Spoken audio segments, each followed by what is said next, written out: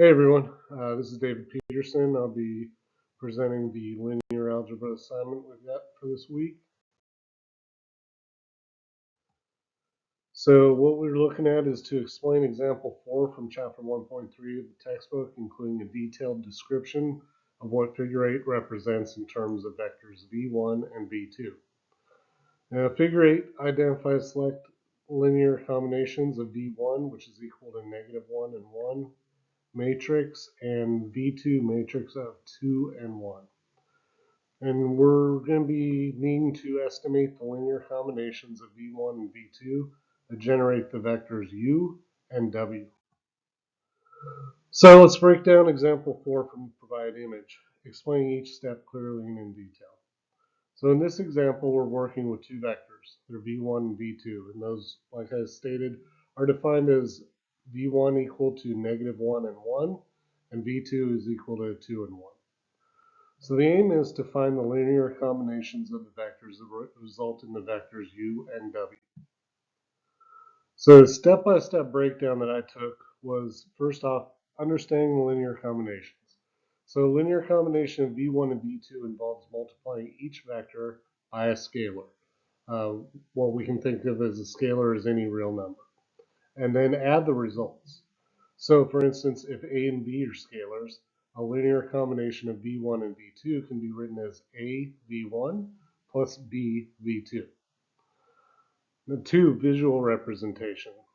Figure 8 illustrated how different multiples of v1 and v2 form a grid. The grid helps to visualize the resultant vectors when combining v1 and v2.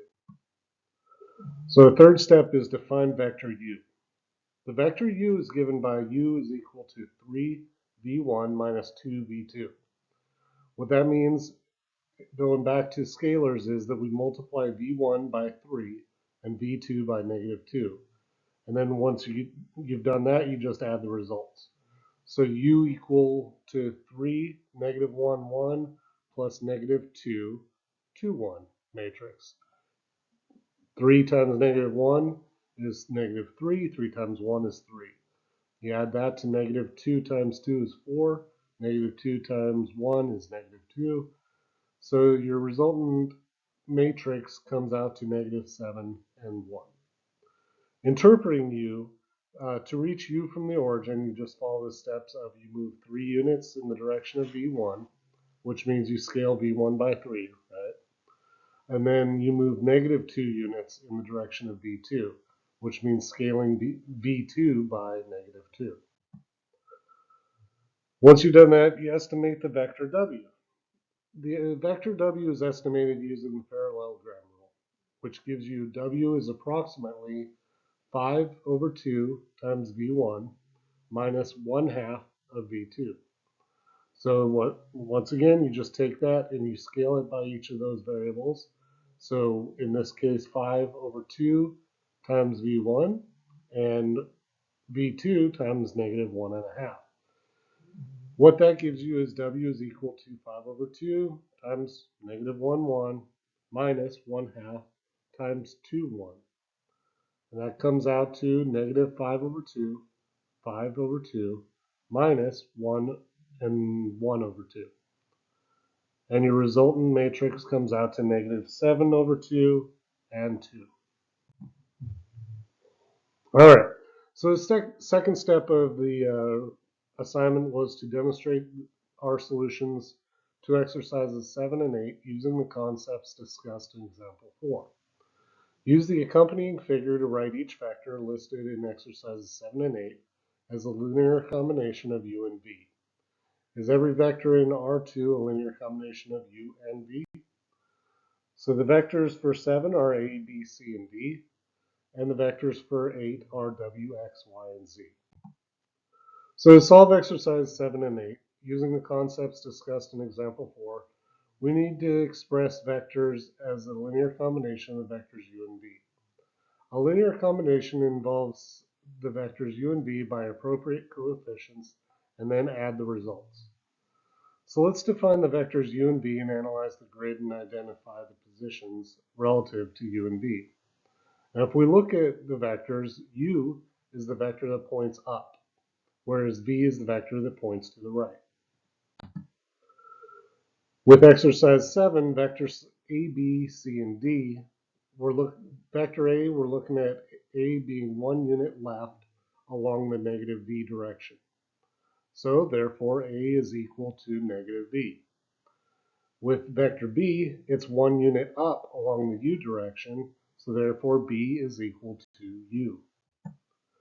C, when we look at that, is 1 unit down along the negative U direction and 1 unit left along the negative V direction.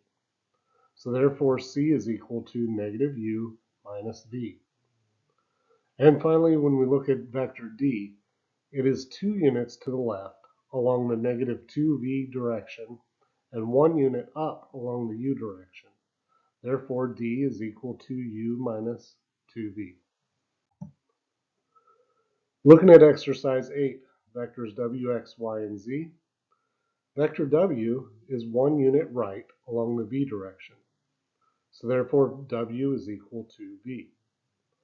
Vector X is 2 units right along the 2V direction, but it's 1 unit down along the negative U direction.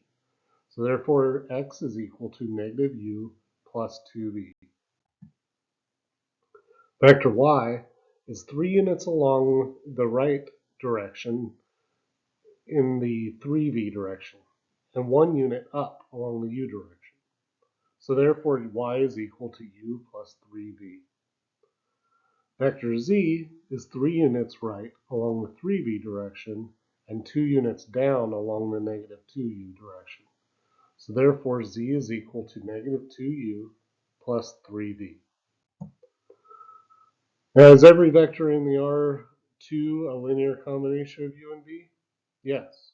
Every vector in the R2 can be expressed as a linear combination of U and V. And that's because U and V form a basis for R2. Any vector in R2 can be written as A times U plus B times V for any scalar A and B. In summary, linear combination is combining vectors using scalar multiplication and addition. Vectors v1 and v2 were used to form other vectors through their linear combinations. Vector u was calculated as 3v1 minus 2v2. Vector w was estimated as 5 over 2 v1 and minus 1/2 v2. And by analyzing the directions and magnitudes relative to u and v, we can express each vector in exercises 7 and 8 as some kind of linear combination of u